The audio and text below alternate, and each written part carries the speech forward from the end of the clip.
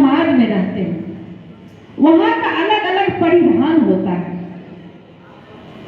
और आज हम दूसरे सभ्यता, पश्चिमी सभ्यता का भी अनुकरण करने लगे हैं। अपनी बेटियों से कहना चाहती हूँ कि आप अपनी सभ्यता को, अपनी संस्कृति को और अपने आदर्श और अपने पहनावा को अपने मिथिला और बिहार के अनुसार ही पहने। पश्चिमी देशों का अनुकरण करने से आपका मान बढ़ेगा नहीं, आपका मान घटने वाला है। इसीलिए छात्राओं, आपका जो परिधान है वो हमारे बिहार और मिथिला के परिधान के स्वरूप ही होना चाहिए। और किसी भी व्यक्ति का व्यक्तित्व तब निखरता है जब उनका परिधान और संस्कार दूर से ही दिखता है। तो इस चीज को आप हमेशा याद रखें। और आज के इस आधुनिक युग में हमारा देश बहुत आगे बढ़ रहा है। हमें पढ़ाई के लिए अनेक सुविधाएं दी जा रही हैं, लैपटॉप, कंप्यूटर, मोबाइल। ये आधुनिकीकरण है, छात्र छात्राओं के सुविधा के लिए है। अगर एक बार हम गूगल सर्च करते हैं और किसी महापुरुष की जीवनी देखनी होती है तो हम चंद सेकंड में निकाल लेते हैं। ये हमारा प्लस पॉइंट है।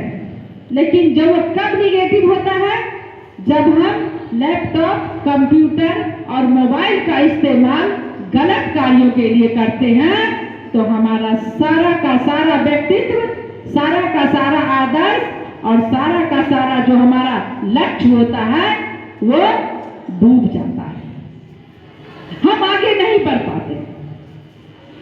इसीलिए सभी के माँ बाप बच्चे को स्कूल, कॉलेज और इंस्टीट्यूट में पढ़ने भेजते हैं और हम बच्चे भी तैयार होकर क्लास में बैठते हैं। लेकिन क्लास में बैठने से पहले क्या करना चाहिए?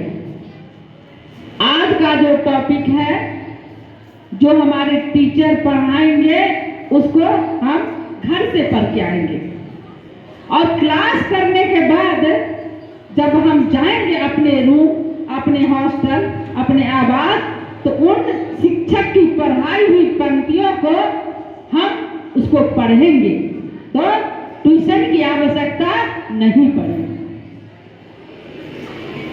मैं अपनी छात्राओं से कहना चाह रही हूं कि आप अपने रूटीन में, अपने दिनचर्या में इस चीज को शामिल करें।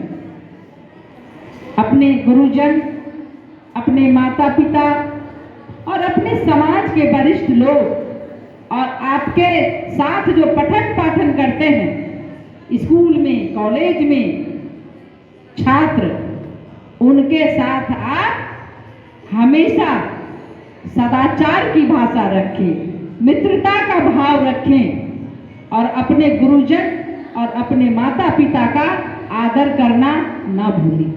अगर कोई भी छात्र कहीं डॉक्टर, इंजीनियर, आईएएस ऑफिसर बनते हैं तो माँ बाप के बाद अगर किसी को खुशी मिलती है तो वो होते हैं उनके शिक्षक। इसीलिए ये विद्या का मंदिर है और मंदिर में हम पढ़ने आते हैं। तो यहाँ से हम अच्छाई को अपने अंदर समेट करके जाएंगे और बुराई को वहीं पर छोड़ देंगे। अगर आप सद्गुण संपन्न है, अगर आपने अच्छे से पढ़ाई किया, हमारी बेटियां अगर अच्छे से पढ़ाई करती हैं तो एक कुल नहीं, दो कुल को शिक्षित करती हैं। नैहर और पीहर दोनों कुल को हमारी बेटियां शिक्षित करती हैं, क्योंकि एक माँ भी होती है वो। और माँ का मतलब एक नारी की तुलना पृथ्वी से किया गया है। आंधी आए, तूफान आए, बाढ़ आए या फिर धूप पड़े, सब कुछ सहन करती है।